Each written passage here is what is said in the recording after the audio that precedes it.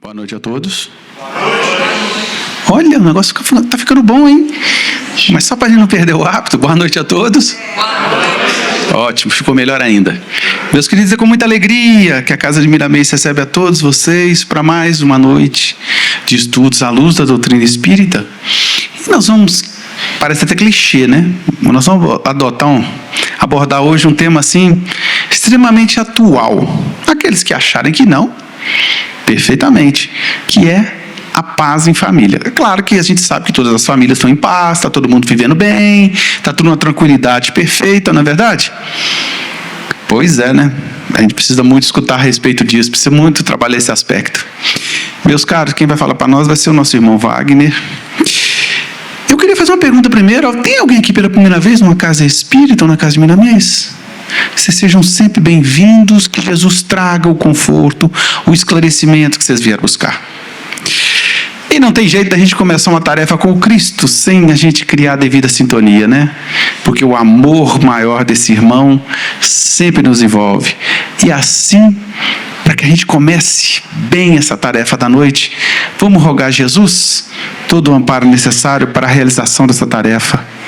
O divino Jesus, irmão maior, companheiro querido de todas as horas, aqui estamos, ó Mestre amado, de mãos estendidas, pois somos eternos pedintes, rogando teu amparo, Jesus, tua proteção, teu esclarecimento, Jesus, para que esse tema possa ser abordado segundo as nossas necessidades de compreensão.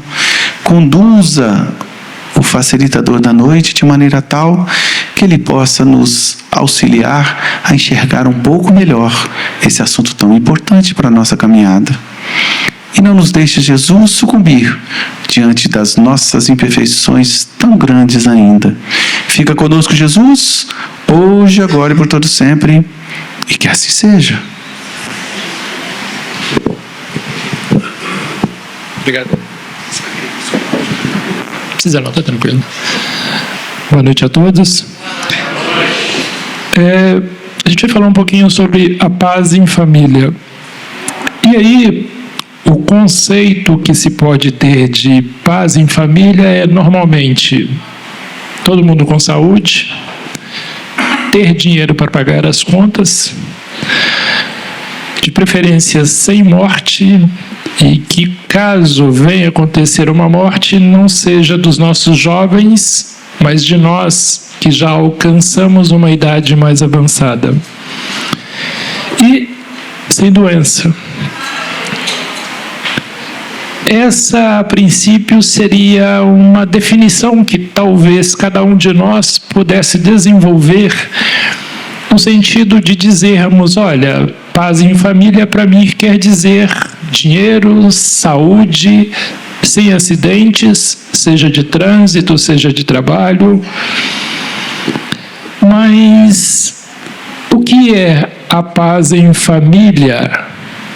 Levando em conta o olhar do mundo espiritual para nós, com o objetivo de nos iluminar, com o objetivo de nos trazer informações para que, com base nessas informações, apesar do caos que possa estar no nosso conjunto familiar, ainda assim possa existir paz. E nós vamos observar que o nosso estudo, conforme a casa solicitou, tem como objetivo o tema violência no lar, abuso sexual, delinquência e, por fim, vícios. Nós temos 50 minutos, então a gente não conseguiria abranger todos os pontos, por mais resumidos que eles fossem. Mas há um fator muito importante. Como acontecem esses eventos nos lares? Como eles se originam? E eles partem de onde? De que forma?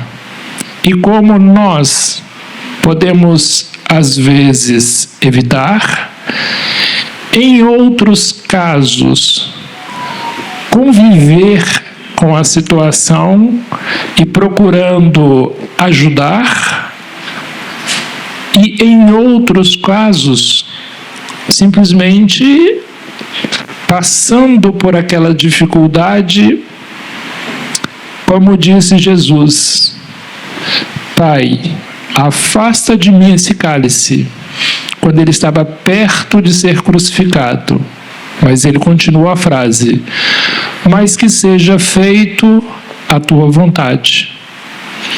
Porque muitas vezes não temos como modificar alguma coisa, mas quando o assunto é compreendido, a convivência com aquele fato fica mais fácil, mais tranquilo. Então, dentro do nosso objetivo, nós temos como fonte, como base do nosso estudo, que nos permitiu reunir os dados para que a gente possa compreender a Bíblia, no capítulo de Mateus, no livro de Mateus, capítulo 5, versículo 9, o Evangelho segundo o Espiritismo, o capítulo 9, o livro dos Espíritos, que são um conjunto de perguntas, e um livro que ele é escrito por um autor encarnado, que tem o título Um Desafio Chamado Família. Ele tem volume 1 e volume 2. Bom, no livro de Mateus, nós temos essa passagem: Bem-aventurados pacíficos, porque eles serão chamados filhos de Deus. Isso está numa tradução da Bíblia, Almeida Revisada e Corrigida. Numa outra tradução da Bíblia, para ficar mais fácil o entendimento, diz assim, mesma passagem: feliz as pessoas que trabalham pela paz, pois Deus as tratará como seus filhos.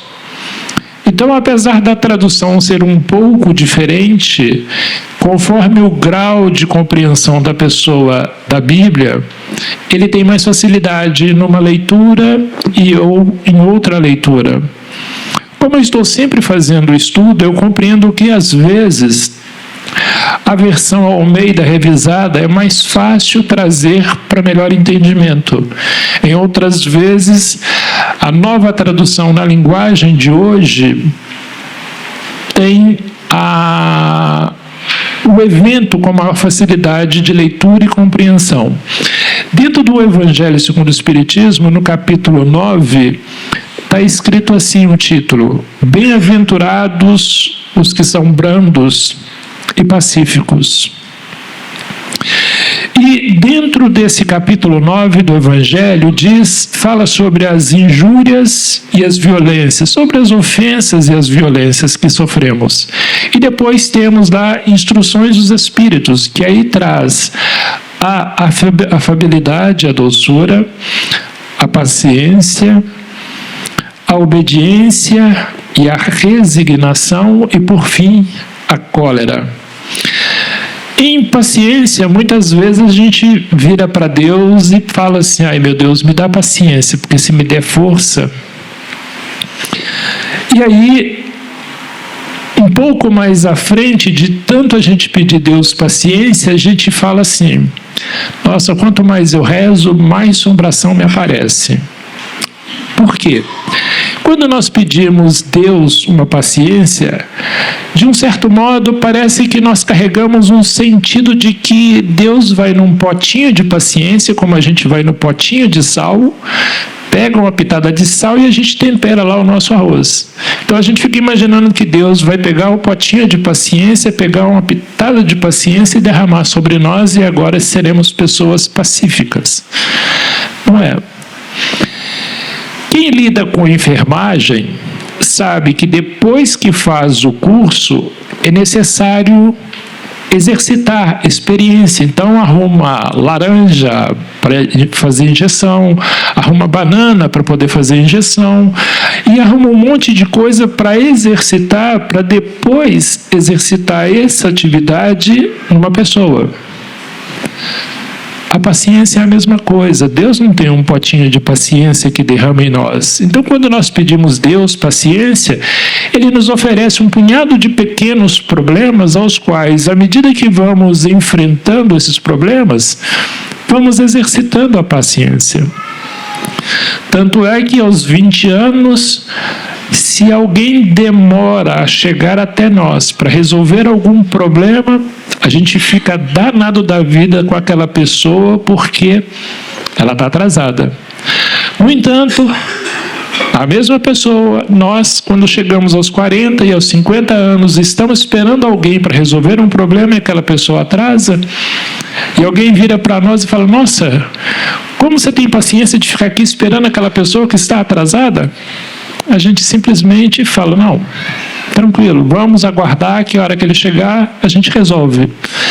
E aí nós percebemos que entre os 20 e os 50 anos, ou seja, esses 30 anos que se passaram, nós desenvolvemos a capacidade da paciência, de compreender que se existe o atraso, não adianta ficar colérico, raivoso, bravo, porque isso não vai mudar o atraso. Então a solução é aguardar a chegada e depois dar continuidade conforme o caso. Aquele indivíduo que sai da escola, seja um contador, seja um administrador, seja um engenheiro, um eletricista, os seus primeiros trabalhos estarão cheios de erros. Somente depois de 10, 15, 20, 30 anos é que ele vai ser um expert. Tanto que ele se torna, na maioria das vezes, chefe daqueles que estão saindo da escola agora. Experiência. E dentro desse livro, um desafio chamado Família, volume 1 e 2, aí a gente tem as capas deles. Então eu peguei a anotação do que está no volume 1. Então lá no prefácio desse livro, que foi escrito por um encarnado, tem uma psicografia feita pelo espírito Joana de Ângeles, pelo Divaldo. E essa psicografia está na introdução desse livro. E os temas que são abordados nesse livro é criança espírita e televisão, pais e filhos adolescentes, a violência social e as crianças, gravidez na adolescência, a educação dos filhos excepcionais, os filhos adotivos, pais perante os filhos homossexuais, sexualidade de nossos filhos, educação versus drogas, entre outros. Esses são os temas que estão dentro desse livro. Então a gente já tem uma ideia do que seria, por exemplo, desenvolver ao longo de várias horas esses temas. Mas nós não temos esse tempo, nós temos 50 minutos. Mas todos esses fatos, todos esses eventos, eles têm uma única origem. Todos. Uma única origem. O importante é que quando nós compreendemos a origem, quando nós passamos a observar a origem, quando passamos a analisar a origem, passamos a ter a capacidade de nos posicionar diante das dificuldades, de buscar nos orientarmos para ver como podemos ajudar dentro daquela dificuldade e assim procurar trazer paz para a nossa família. E só consegue fazer isso aquele que se instrui. O nosso estudo, ele é pequenino, ele é só uma referência para trazer dados para que depois cada um de nós, dentro do nosso tempo, dentro do nosso interesse, no nosso lar, de um modo geral, possamos dedicar um tempo para a leitura do Evangelho do Cristo e dos ensinamentos da doutrina. E nós vamos observar que determinadas lições que encontramos nos livros da doutrina espírita não são livros românticos, apesar dele ter uma característica romântica. São livros que trazem dados técnicos que, se analisarmos, pode nos ajudar. Então, dentro desse quadro, então, de violência, abuso, delinquência e vício, como é que surge isso? E aí nós vamos verificar o seguinte.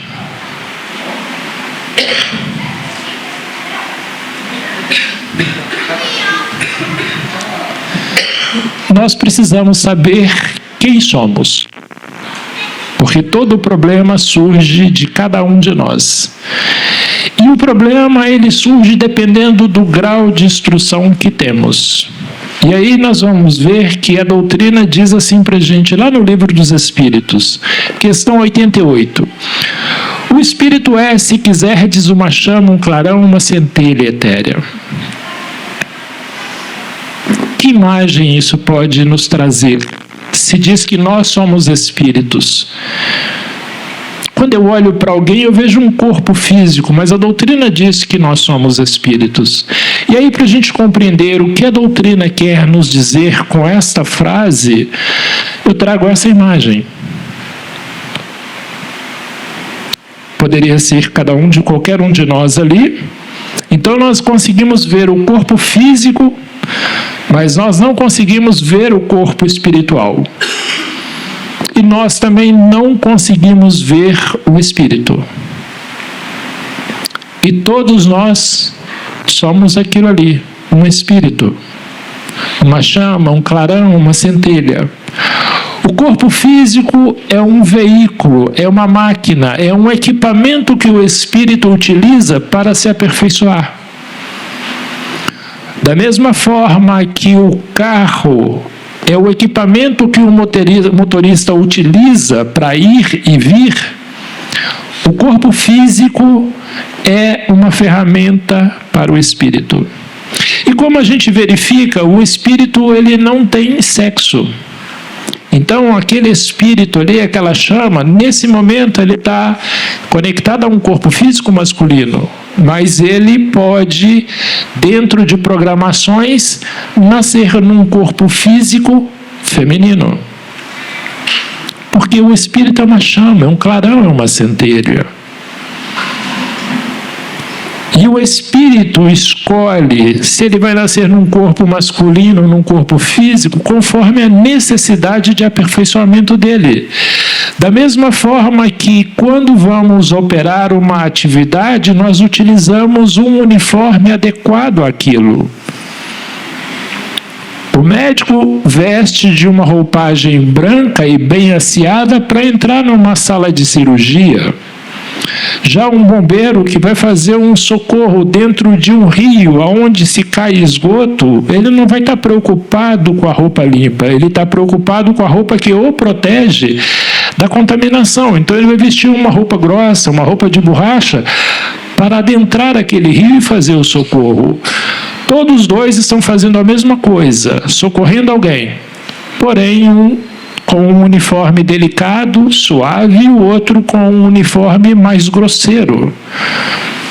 O espírito, quando veste um uniforme feminino, ele é mais delicado, ele é mais suave. Quando ele veste um uniforme masculino, ele é mais grosseiro, é mais áspero. E quando a gente fala em sexo, uma vez que a gente tira o comportamento das atitudes sexuais, se a gente concentrar somente na fisionomia feminina e na fisionomia masculina, nas tarefas do dia, cuidar da casa, limpar, ir para o trabalho, carregar peso, tudo isso, cada corpo permite o espírito desenvolver uma atividade. Então, se tirarmos a ideia do comportamento do sexo e focar somente na capacidade que o uniforme físico fornece ao espírito, não há nenhum problema se o espírito hoje nasceu num corpo feminino e ontem ele estava num corpo masculino e na próxima reencarnação novamente num corpo masculino. É por isso que nós nos aperfeiçoamos. E aí nós vamos observar que o espírito, ele tem uma cor que para nós, se pudéssemos ver, ele vai do escuro ao brilho do rubi, conforme é o espírito mais puro ou menos puro. E na figura de espírito mais puro, eu trago a figura do Cristo. E na figura do espírito menos puro, eu trago a figura de um bebê. Porque o espírito, quando sai das mãos de Deus, ele sai simples e ignorante, sem nada saber. E o que nós vamos observar é que dentro do período de vida do espírito, porque uma vez o espírito criado por Deus, ele se torna eterno. E aí ele começa desde a condição de chama escura e chama bem pequenininha. Esse espírito ele vai reencarnar em corpos bebês, e esses corpos vão se tornar adultos. O corpo vai morrer e o espírito continua bebê. Então, durante milhares de anos e milhares de reencarnação, esse espírito ele vai reencarnando até que ele chega na condição de um espírito criança. Ele já adquiriu o conhecimento. Mais tarde, depois de muitas reencarnações e muitos corpos, ele chega à condição de espírito jovem. Até aí as coisas estão mais ou menos. Porém, quando ele chega nessa fase, espírito adulto, é que as coisas complicam. E essa condição, ela é equivalente para nós no nosso dia a dia. Já viram a mamãe quando está no Facebook e ela tem uma criancinha de 2 anos, e aí quando ela lembra dessa criancinha, ela sai procurando essa criança pela casa e ela não acha. Quando ela chega na cozinha, ela vê aquela coisinha toda cheia de farinha e brincando e se divertindo. O que a mamãe faz? Tira a foto, põe na rede social e morre de rir da arte que a criança fez. E por que nós sabemos disso? Porque isso está cheio na internet. Encontramos vídeos e fotos dessa natureza. E aí o que a mamãe faz? Pega aquela coisinha toda suja, dá banho, troca de roupa e, como castigo, põe no cercadinho. Agora a mamãe vai lá na cozinha, vai limpar a sujeira, e como a mamãe ia fazer o lanche da tarde, põe a criança no colo, vai na venda buscar outra farinha. Cada um de nós sabe a mãe que tem. Pensa nós entrando na cozinha da mamãe, 15 anos, e batendo no pacote de farinha de trigo dela e derramando aquela farinha na cozinha inteira e em nós. Ela vai tirar foto nossa, fazer vídeo nosso, colocar nas redes sociais e falar: olha o meu baby, o que fez? O que vocês acham? Eu ouvi um monte de não aí. Que isso? Somos filhos. O pequenininho quanto eu é filho. Qual o problema? O problema é que, como eu tenho maior consciência, ela entende que eu fui descuidado no que eu fiz. E aí o que ela faz? Ela dá uma bronca em mim, põe eu para fazer a limpeza, porque 15 anos e a mamãe sendo brava, ou limpa ou a correia às vezes funciona. E depois que eu faço a limpeza, ela fala: vai lá na venda e busca outra farinha, porque eu quero fazer o lanche da tarde. Vê a diferença? Assim também funciona no mundo espiritual, porque nós somos cópia do mundo espiritual. Então, quando o espírito chega nessa fase adulta, as faltas que ele comete já é feita com um grande grau de conhecimento. E o espírito adulto ali, sem instrução, aqui no nosso mundo físico, não é aquela pessoa que não sabe ler e escrever. Ao contrário, é um doutor, é um cardiologista, cuida do nosso coração, é um piloto de avião, é um cientista. O detalhe é que ele diz: morreu, para mim acabou, não existe vida após a morte. Essa coisa de espírito não existe. Sou ateu, graças a Deus. E aí a gente sabe que em todas as famílias nós temos pessoas com essas características. Nós estamos aqui. Onde estão os nossos parentes? Mas esse mesmo espírito, depois de muitas reencarnações, o que ele faz? Ele começa a perceber que não, acho que Deus existe, porque eu vejo muitas pessoas indo à igreja. Deixa eu lá ver o que é isso. E ele passa a frequentar a igreja, lê o Evangelho do Cristo, começa a compreender que existe alguma coisa depois da vida. Ele não sabe o que é. Mas esse mesmo espírito, depois de muitas reencarnações, uma hora num corpo físico, outra hora num corpo masculino, ele chega nessa condição de espírito adulto com instrução. O que é isso? É o espírito que vai na igreja, que crê em Deus, conhece os ensinamentos do Cristo e frequenta as casas espíritas. Agora sabe que existe o processo reencarnatório. sabe que a morte é nada mais do que simplesmente deixar o corpo físico para trás e se lançar no espaço, no mundo que é invisível aos nossos olhos, mas ele existe. E aí, esse espírito agora compreende que ele está dentro de um processo reencarnatório. E como ele sabe disso, ele passa então agora a compreender com maior facilidade os dramas da família. Ele passa a ajudar o conjunto familiar a dar passos melhores e mais seguros. Ele começa a aconselhar. E aí, como exemplo, eu trago essa família. Como é constituída essa família? 2 crianças, o marido e a esposa. A esposa vai na igreja, leva as 2 crianças. O marido é o nosso cardiologista, médico excepcional, faz cirurgia cardíaca sem igual. Qual o problema dele? Não existe Deus para mim, morreu, acabou. Então ele quer viver a vida da melhor forma possível, em que as condições lhe permitem. E a esposa diz para ele: Deus existe, tenha paciência. E aí, se a gente for observar quais são os espíritos que estão nascidos nesse conjunto familiar, e aí a gente vê o marido, e aí a gente observa que ele diz que Deus para ele não existe. E aí nós passamos a compreender que se Deus para ele não existe, ele é um espírito adulto, muito instruído, porque inclusive é um cardiologista.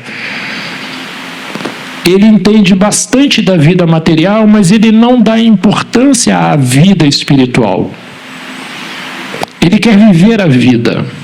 Então, uma esposa, quando nós vamos observar, é um espírito que, pelo nosso gráfico didático, é bem mais adiantada do que ele. Significa o quê? Ela é um espírito que foi criado num período muito antes que ele, por Deus. Ela reencarnou já muitas vezes e ela carrega um conjunto grande de experiências. E no nosso conjunto familiar, quando nós temos um monte de crianças em casas e os pais precisam de sair, o que eles fazem? Filho, você que é o mais velho, cuida dos seus irmãos porque estamos saindo. É Deus falando a mesma coisa para os espíritos mais adiantados. Então esse espírito nasceu num corpo feminino, veio na figura planejada como esposa, como mãe, como mulher. Qual a tarefa dela? Se aperfeiçoar. Essa é a primeira tarefa dela. Qual a segunda tarefa dela? Orientar pais, esposo e filhos que estejam abaixo dela. E aí nós vamos observar que como ela leva as crianças na igreja, enquanto pequenina, nós encontramos ela com as criancinhas, mas chega uma hora que ela chega aqui na igreja sozinha. E aí a gente pergunta: cadê seus meninos? E ela vai dizer o seguinte: enquanto eram pequeninos, eu podia trazê-los, pois eu os controlava. Agora que cresceram, a menininha, em que o espírito, quando está num corpo infantil, ele fica meio que adormecido, então ele obedece a mamãe e o papai com facilidade, mas quando o corpo se torna adulto, esse espírito, ele toma a sua posição atual, e a gente vai ver que esse espírito, ele tem uma idade espiritual equivalente do papai. E a menina vai dizer, enquanto tiver adulta: Deus para mim não existe. Não é que o papai a ensinou ou a induziu a não crer em Deus. É porque a faixa de idade espiritual dela é equivalente à do papai. Por isso há uma combinação de interesses, de ideia, de sentimentos. E aí quando a gente observa um menininho, ele também deixa de ir na igreja com a mamãe. E aí o que ele faz? Se a gente observar o gráfico, ele é um espírito muito mais adiantado do que a mamãe. E por que ele deixou de ir à igreja com a mamãe? Porque agora ele passou a vir à casa espírita. Como ele não pode estar em 2 lugares, a mamãe vai para a igreja, a irmã vai para o happy hour, o papai vai para o campo ver o futebol, e ele vem para a casa espírita. Então vamos encontrar garotos aqui na casa espíritas sem os pais. Se perguntar, mamãe às vezes é evangélica, papai às vezes é evangélico, ou é católico, ou às vezes não tem nenhuma religião, e o jovem está aqui. Por que ele está aqui? Porque é um espírito muito adiantado e ele precisa buscar conhecimento, informação sobre a vida espiritual. Como ele não achou isso num determinado local, ele vai buscar isso em outro ponto de conhecimento. A igreja é um local de instrução, de aprendizado. Lá tem a Bíblia.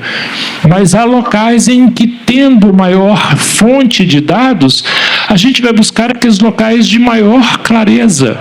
Por isso passamos pela fase primária na escola, depois a secundária e mais tarde a faculdade.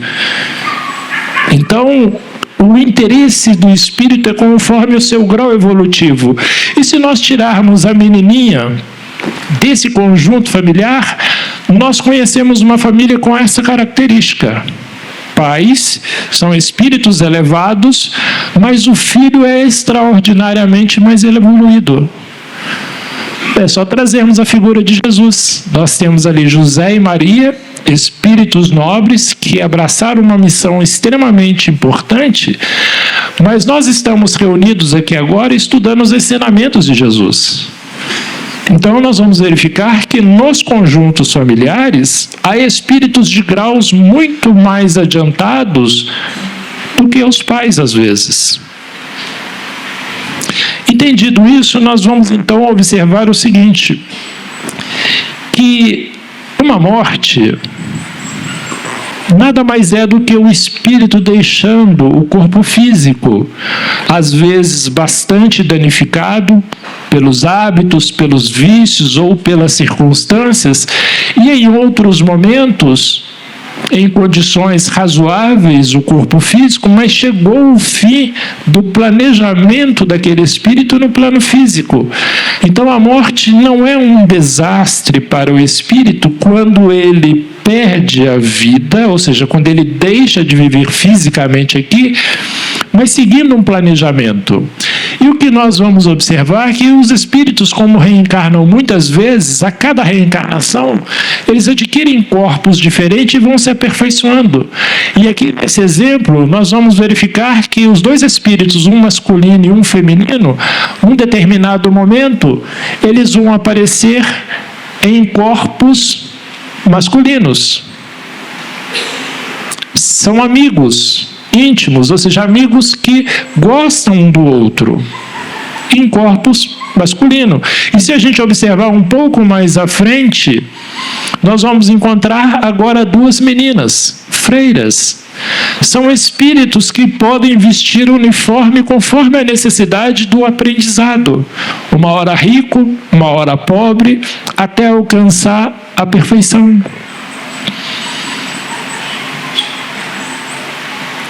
E a gente vê que ela foi produzida, acho que no ano 2000, 2005, alguma coisa assim.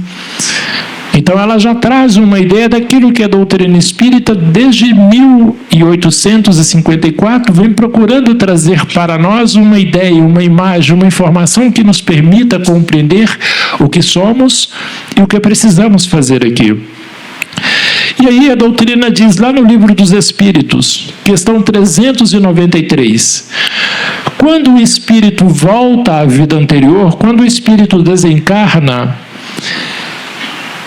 diante dos seus olhos se lhe estende toda uma vida pretérita. Então, quando o espírito perde o corpo físico e volta ao mundo espiritual e se estabelece, se reestabelece, compreende a sua posição agora no mundo espiritual, ele assiste, como num filme, o que ele fez nas existências passadas.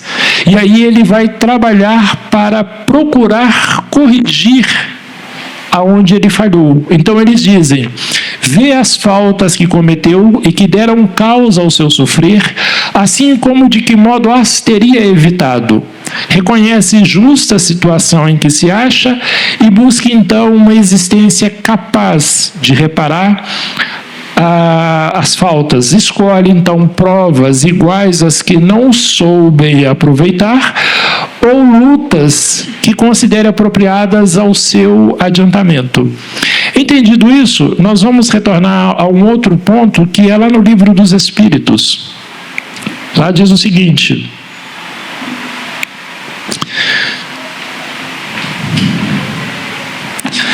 no Livro dos Espíritos, nas questões que nós deixamos separados, 746.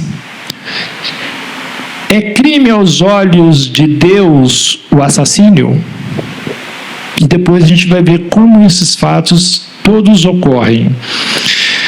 E aí os espíritos respondem a Allan Kardec: grande crime, pois que aquele que tira a vida ao seu semelhante corta o fio de uma existência, de uma expiação ou de uma missão. Aí é que está o mal. Por quê? Cada um de nós, quando reencarnamos com um planejamento que foi feito no mundo espiritual há 50 anos atrás, há 80 anos atrás, há 150 anos atrás, há 200 anos atrás. Foi um planejamento longo para poder aquele indivíduo reencarnar neste corpo para desenvolver uma tarefa e, juntamente com todos os outros espíritos daquele conjunto familiar. Então, quando alguém tira a vida de um espírito encarnado, é um grande crime.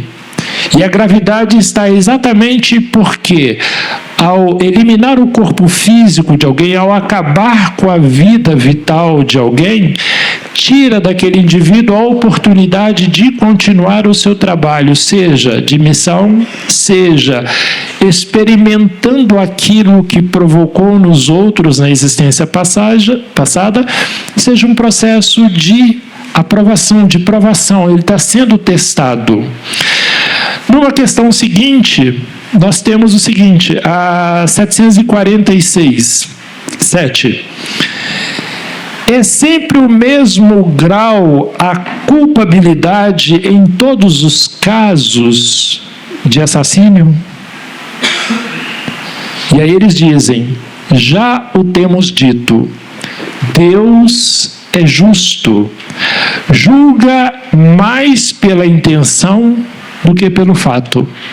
E aí nós vamos compreender que uma criancinha, quando escapa dos olhos da mamãe e vai para a cozinha e acha o pacote de farinha de trigo, ela não tinha uma intenção ruim ou negativa de fazer farra com aquela farinha de trigo, mas ela achou aquilo muito bacana e fez. Ela sujou a cozinha da mamãe, ela se lambuzou de farinha, ela desperdiçou a farinha do lanche da tarde. Então a mamãe é muito delicada, é muito suave com essa criança. Porém nós, aos 15 anos, quando nós entramos na cozinha da mamãe e batemos na mão no pacote de farinha de trigo, ela simplesmente, quando vê a gente sujo de farinha de trigo, a farinha dela no chão e aquela sujeira toda, ela vira uma fera conosco. Ela diz que a gente tem que limpar. Então a gente vai observar essa diferença. Por quê? Porque nós deveríamos ter tido mais atenção ao circular pela cozinha dela. Enquanto a criancinha de 2 aninhos... E é o mesmo caso com Deus. Ele observa qual foi o motivo pelo qual aquele indivíduo tirou a vida do outro. Então, conforme o grau evolutivo do espírito encarnado que agiu tirando a vida do outro seja mais elevado, mais grave é o problema que ele tem junto das leis de Deus. Quanto mais jovial é o espírito, menos gravidade. Exemplo, a doutrina nos observa que no mundo, no planeta Terra, nós temos agora uma pequena quantidade de espíritos jovens. estão caminhando para a fase adulta, mas são espíritos jovens. E esses espíritos jovens só vivem lá no meio do mato, lá na floresta, aonde ainda não tiveram contato com a sociedade. Esses espíritos jovens encarnados na figura de selvagens no nosso planeta, quando encontra algum de nós dando voltinha pela floresta deles, eles jogam flecha em nós, nos pega e simplesmente fazem churrasquinho de nós. E nós temos relato disso nos jornais aí. Alguém da nossa sociedade encontrou uma sociedade dessas, resolveu entrar lá no meio deles e não voltou mais. E quando foram tentar localizar, descobriram somente as ossadas do indivíduo. E esses espíritos encarnados lá nos mundos, na floresta, na condição de espíritos jovens, quando fazem isso, o peso do que eles fazem tem uma gravidade equivalente à de uma criancinha de 2 anos, diferente de nós, que estando aqui na sociedade, sendo um médico, um engenheiro, um psicólogo, um pesquisador, lança a mão de uma arma, planeja e vai atrás de alguém e atira. A gravidade deste ato é brutalmente mais elevada do que do índio que matou para saciar a sua fome. Então, nós vamos observar o seguinte: quem não já viu dentro de casa essas confusões? Basta ter 2 crianças ou mais e a confusão está armada. E a mãe é um perrengue, às vezes, para cuidar dessas crianças. Mas por que elas brigam tanto? Tem motivos. Eu vou tentar chegar nos motivos lá para a gente não perder o fio da meada. E aí a gente vai observar o seguinte: e quando a cena é essa? O que diríamos? Não, poxa vida, criança briga, é assim mesmo, é normal. Mas espera aí, esses adultos brigando, isso é inconcebível, deviam sentar, deviam conversar. Não é o que nós observamos e falamos? Mas o que acontece? Todos eles são espíritos encarnados. Qual o grau evolutivo deles? Bom, a gente pode, para efeito didático, trazê-los para o nosso gráfico. Então, nós temos ali a mamãe e a criancinha. Então, nós vamos observar ali o casal que briga. A mamãe é um espírito com um grau adiantado. Ela vai na igreja, leva as criancinhas, mas as criancinhas são da pá virada. E aí a gente vai ver a figura espiritual das criancinhas. A gente vai ver que a criança tem uma condição evolutiva equivalente à da mamãe, mas por enquanto ela não está num corpo infantil. O espírito ali está meio que adormecido, ela vive mais por um instinto. E aí nós temos a irmãzinha, que pelo que a gente vê é um espírito bem mais jovem. É um espíritozinho mais terrível, mais difícil. Mas como está num corpo jovem, num corpo infantil, está meio que adormecido. Mas eles se estranham. E a mamãe tem que entrar no meio para interferir. E esses 2 que estão brigando, qual a condição deles?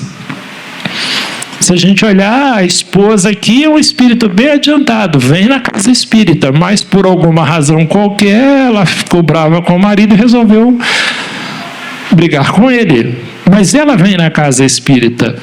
Será que ela não sabe que nós estamos num processo de reencarnação?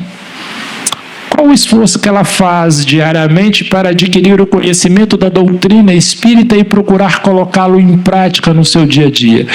E se a gente for olhar a figura do marido, olha a diferença de conhecimento espiritual. Ele provavelmente diz: não, eu não creio em Deus. E ela se arruma e vem para a casa espírita buscar conhecimento, fazer as suas orações. E ele fica em casa assistindo futebol, fazendo alguma coisa. Mas por que estão casados? De um modo geral, houve um planejamento no mundo espiritual. Ela, um espírito mais adiantado, precisando passar por algum processo de aprendizado, aceitou o planejamento de nascer com um espírito mais jovem, mas ele também teve conhecimento desse processo de reencarnação. Houve um combinado entre eles de fazerem isso, porque existe uma divergência ou entre eles, ou porque cada um tem um material didático para o aperfeiçoamento do outro. Exemplo: todos nós que estamos aqui, todos, sem exceção, já passamos pela fase infantil, bebezinho. Todos nós fomos acalentados pela mamãe, amamentados pela mamãe. E na nossa fase infantil, o que nós fomos para a mamãe? Material didático para aperfeiçoamento daquele espírito na figura de mamãe. Nós éramos um material apropriado para que a mamãe pudesse se aperfeiçoar na figura de um espírito bondoso, pacífico, carinhoso para com a criança. Nós chorávamos, mamãe acordava.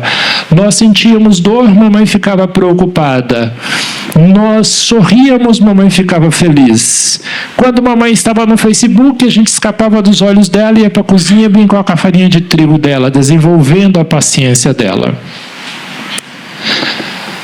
Mas, ao mesmo tempo que nós fomos material didático para a mamãe, mamãe foi o nosso instrumento de auxílio. Ela nos ensinou a andar, a falar, a caminhar, a nos banhar, a trocar de roupa, as primeiras palavras. E hoje estamos na posição de adultos. E para aqueles que têm filhos, estão tendo nos filhos o material didático para se tornarem pais e mães perfeitos. E as nossas criancinhas, nós iremos induzi-las a um bom caminho se nós tivermos conhecimento disso, se nós tivermos sabedoria disso. Jesus é um espírito extremamente evoluído, muito evoluído, mas devemos observar que quando ele encarnou neste plano físico, Maria carregou no colo, amamentou, trocou a fralda ali, ensinou os primeiros passos. Porque Jesus não saiu caminhando por aí aos 6 meses de idade. José lhe ensinou o ofício da carpintaria. Então nós vamos observar que conforme a posição do espírito, ele auxilia àquele outro espírito que está à sua volta. Mas ao mesmo tempo o espírito que está à sua volta o auxilia também. E aí a gente indo mais à frente, em caso de legítima defesa, escusa, ou seja, tem uma desculpa, Deus, o assassino, ou seja, Deus desculpa o assassínio em caso de legítima defesa, e eles dizem: só a necessidade pode excusar, só a necessidade pode desculpar um assassinato, mas desde que o agredido possa preservar a sua vida, sem atentar contra o seu agressor, sem revidar contra o seu agressor, deve fazê-lo. Aí é um trabalho bem difícil. E na 749, tem um homem culpa dos assassínios que pratica durante a guerra? E eles respondem: não. Quando constrangido pela força, quando obrigado, quando alguém impõe a ele a ir para a guerra e ele ter que lutar na guerra. Mas esse indivíduo, mesmo sendo constrangido, ele é culpado das crueldades cometidas, sendo-lhe também levado em conta o sentimento de humanidade com que proceda. E aí, para a gente ter uma ideia desse caso, observamos só uma situação. Ali eu tenho uma imagem de grupos rivais, uma sociedade, uma família, um país querendo invadir o outro e o outro país tentando se defender. Os que estão envolvidos ali, uns pela força porque o rei mandou, porque a autoridade mandou, e o outro porque precisa se proteger, porque senão será assassinado por aqueles que o atacam. E se alguém vem nos desferir algum tipo de golpe, alguma violência, conforme a compreensão e o grau de entendimento do espírito encarnado, ele vai ter uma postura ou não.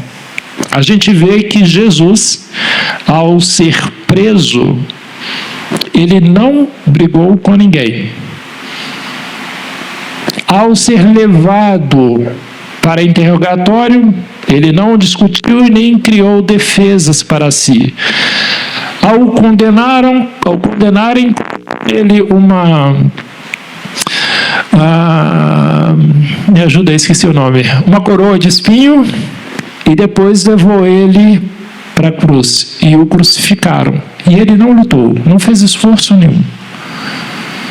Provavelmente alguns de nós, quando alguém se aproxima de nós com alguma intenção, nós vamos lutar. Por quê? O Cristo já tinha plena consciência da vida espiritual. Então, o corpo físico para ele é só um corpo físico que ele utilizou para estar no nosso meio e deixar a exemplificação para nós. Agora, nós ainda valorizamos muito o corpo físico e nós queremos preservá-lo. Há esse instinto que Deus coloca em nós para isso, para que a gente não se mate a todo tempo. E por isso reagimos. Mas à medida em que nós vamos evoluindo, nós vamos tendo dois comportamentos diferentes que muitas vezes nos preserva. Primeiro, não provocamos aquele indivíduo que sabemos que é violento. Evitamos. Perdemos, abrimos mão, não discutimos, não vamos para a justiça, não protestamos, não mandamos cobrador. A gente simplesmente abre mão daquele prejuízo. Isso evita muitas vezes de que haja um embate entre nós e o outro. Há outra forma também de se evitar isso. Escolher aonde vamos, com quem vamos e por que vamos. Pensa num dia de sexta-feira, happy hour, somos convidados para ir para uma balada e vamos para a boate. Há um tiroteio, há uma pancadaria, nós não estamos no meio da coisa, mas como estamos no ambiente, somos afetados. Como estamos indo para a boate, ao voltar, estamos voltando muito tarde, e aí podemos ser assaltados. Agora, se a pessoa nos convida para ir para a boate, para um happy hour, para para um local de festa, e a gente pensa, não, eu quero coisa melhor para mim. Vou à igreja. A igreja começa normalmente às 7h. Às 7h30, às 8h, 9h, 9h30 termina o culto e nós vamos embora para casa. Qual a possibilidade de levarmos um tiro aqui dentro em relação a uma boate? Qual a possibilidade de algum de nós brigarmos com o outro aqui dentro, se comparado ao estarmos em uma boate? Qual a possibilidade de sermos assaltados, uma vez que o horário ainda é mais cedo, e a doutrina espírita diz que nós temos sempre junto de nós o nosso anjo da guarda e um conjunto de espírito nos auxiliando. Então a gente vai observar que tudo depende daquilo que nós fazemos, da nossa escolha. Eu vou adiantar um pouquinho, porque como o nosso tempo já está indo à frente, eu vou pular um trecho aqui e vou trazer uma seguinte informação. Como acontece de haver problema no conjunto familiar? Eu tenho vários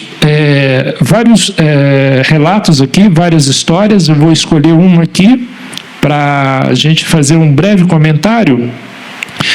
E vou deixar a fonte, porque se pudessem depois lerem, isso seria bastante instrutivo para o assunto. Deixa eu achar ele aqui. Cadê você? Ok, então vamos nessa aqui. Eu vou trazer um processo reencarnatório. Esse processo reencarnatório ele está no livro Nosso Lar, fala sobre a família do André. Está no capítulo 16, depois no capítulo 46, sacrifício de mulher, e depois no capítulo 50, cidadão de nosso lar. E por fim, a lição ela tem um fim no livro Missionários da Luz, no capítulo 12, experiências de reencarnação. Eu vou fazer um breve comentário porque a gente não consegue fazer a leitura completa aqui. Mas o conjunto familiar do André Luiz era constituído assim, quando ele estava no mundo físico. Nós temos André Luiz, a mãe do André Luiz, que eu vou chamar de Maria, mas não existe o nome dela lá, o pai Laerte, e nós temos a irmã Luísa, a irmã Clara e a irmã Priscila. Isso está anotado no livro. O que acontece? A Maria, que é a mãe do André Luiz, é um espírito bastante adiantado se comparado ao nosso gráfico evolutivo. O pai Laerte é um espírito também bastante adiantado, mas ele é menos adiantado do que a esposa Maria. A Luísa é um espírito bastante adiantado, com características equivalentes ao da mamãe. E a Priscila é um espírito mais jovem, vamos dizer assim, morreu, acabou, sou ateu, graças a Deus. Também é um espírito mais jovem. E o André Luiz é um espírito que tem uma característica evolutiva equivalente à do papai, é um espírito bastante instruído, tanto é que ele era médico aqui no mundo físico. O que acontece? Todos eles desencarnam. E no desencarne, o que vai acontecer é que Luísa, quando desencarnou, ela foi para o mundo espiritual, para o nosso lar. A mãe de André Luiz, quando desencarnou, foi para o mundo espiritual numa colônia muito superior ao nosso lar, dado o seu grau evolutivo. André Luiz, quando desencarnou, ele foi para um umbral por causa do comportamento dele, bebia, fumava, se divertia, e aí acabou desencarnando. Ficou 8 anos no umbral e só depois desse período ele foi acolhido no nosso lar. E o que aconteceu com o pai de Laerte, Clara e Priscila, que eram filhas? O pai de André Luiz, Laerte, ao desencarnar, ele ia na igreja, mas foi parar no umbral, e estava lá no umbral até então. Priscila e Clara, irmãs de André Luiz, ao desencarnarem também foram parar no umbral e estavam no umbral até então. Por que o pai de André Luiz foi parar no umbral? Ele é alguém que ia na igreja, tinha boas condições financeiras, responsável pelo conjunto familiar e tudo mais. Mas, nos seus momentos obscuros, ele tinha 2 espíritos num corpo feminino que eram amantes dele. Então, quando ele desencarnou, esses 2 espíritos, ou seja, essas 2 meninas que ele convivia com elas no mundo físico e que desencarnaram antes dele, porém ainda jovem, elas ficaram aguardando ele na figura de espírito, e aí quando ele desencarnou, elas se juntaram com ele e foram todos para um umbral. Resumindo, pai do André Luiz no umbral, irmã do André Luiz no umbral, a outra irmã do André Luiz no umbral, e o pai do André Luiz ainda preso a 2 meninas, ou seja, 2 espíritos que estavam fazendo experiência no corpo físico feminino e foi parado no umbral.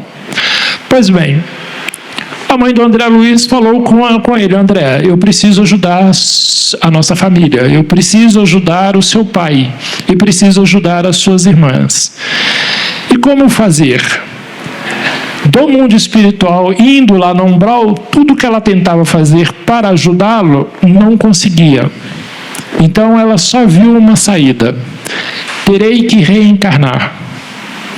E na reencarnação, como é que ficou resumidamente a lição? Luísa havia reencarnado antes para ajudar o conjunto familiar. E pelo entendimento da leitura, Maria, que antes era mãe de Luísa, passou a ser filha de Luísa no mundo físico. Então Maria, pequenininha, cresceu e se tornou moça. O pai de Laerte estava preso no umbral. e no umbral ele ficou. E aí como é que eles conseguiram fazer? No momento de descuido, está escrito lá na história, conseguiram trazê-lo para uma nova reencarnação. André Luiz, no livro Missionários, diz que ele nasceu numa condição muito difícil, mas não descreve que de condição difícil é essa que o pai Laerte renasceu, num corpo masculino. O que se dá a entender é que Maria volta a casar com Laerte. Aí vem a questão. Maria, no mundo espiritual, ela ficou sabendo que Laerte, no mundo físico, tinha amante. Como é que reencarna e renasce novamente e casa novamente com o mesmo espírito na figura de marido e que sabe que na existência passada tinha amante?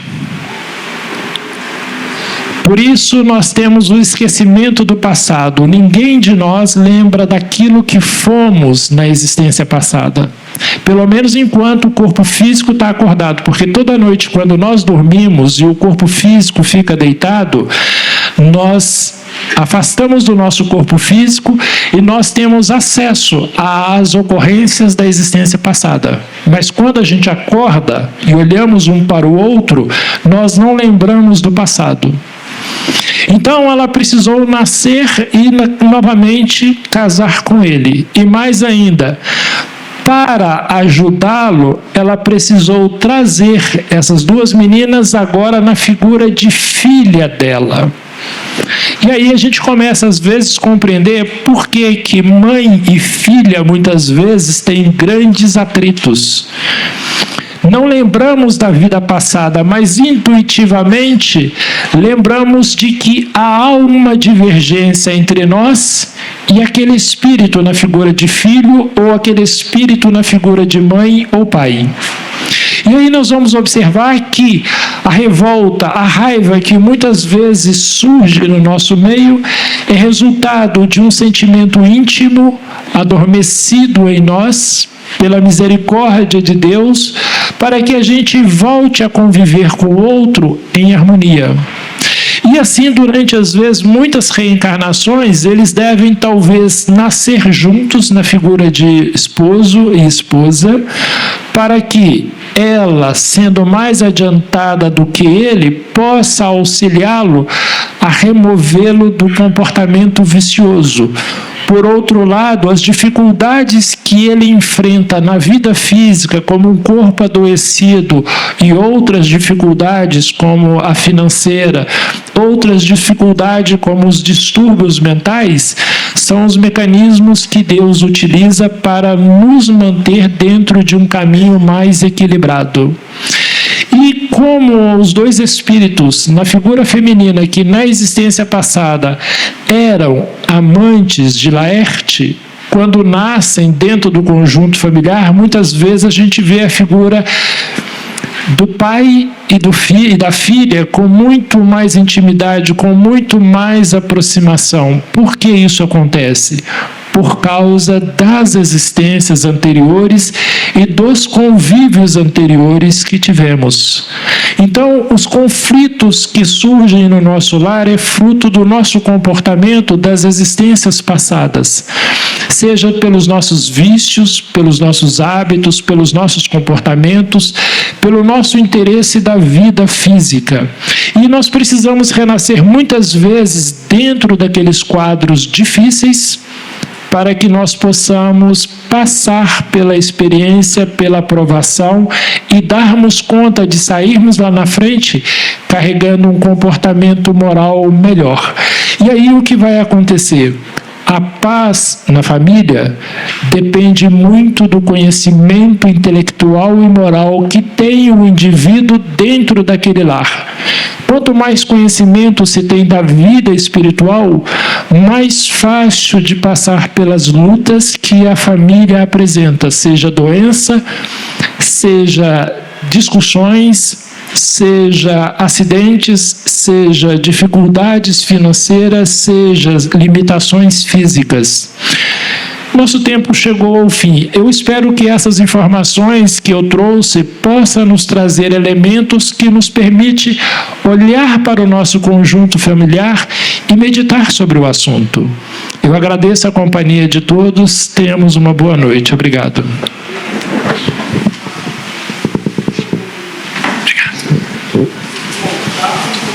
Muito bom, né, pessoal? Recadinhos rápidos.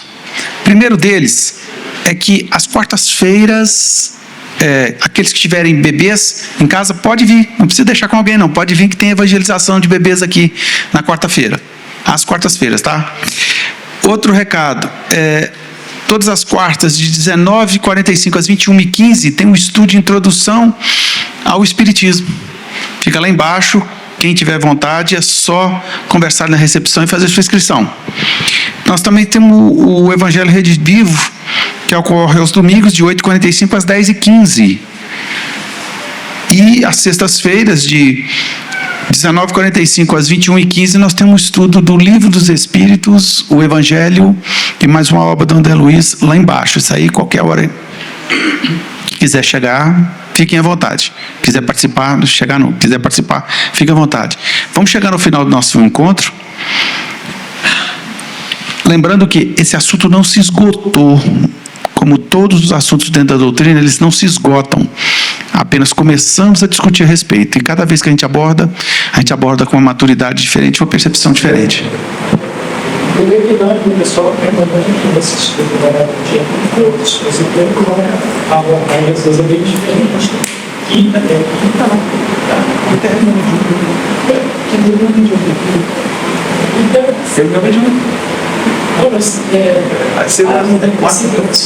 Domingo, segunda e quarta. Hoje é quarta, eu acho que domingo e na próxima segunda é segunda. Mas se a pessoa tiver intenção, pode ser diferente. Ele está lembrando uma coisa interessante. Na próximo domingo e segunda, esse tempo vai se repetir. Aqueles que tiverem vontade, interesse de participar ou aprender um pouquinho mais, fiquem. Sim. Fiquem à vontade. Meus queridos, aqueles que desejaram um passe ao final da reunião, sintam-se à vontade, formam uma fila à nossa direita. A gente só pede a caridade do silêncio, para não perturbar os trabalhos lá dentro.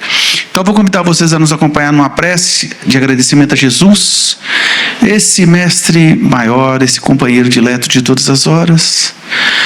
Obrigado, Jesus, obrigado, Jesus, obrigado, Jesus, por mais este dia, por mais essa noite bendita, que podemos beber um pouquinho dessa fonte maravilhosa que jorra de Ti para conosco, Jesus. Agradecemos a Jesus pelas dádivas e que possamos ter o bom ânimo e principalmente a vontade de aplicá-la na nossa vida, de maneira a nos transformarmos positivamente. Senhor Jesus, fica conosco de retorno aos nossos lares e que Tua paz seja conosco, hoje, agora e por todo sempre, e que assim seja.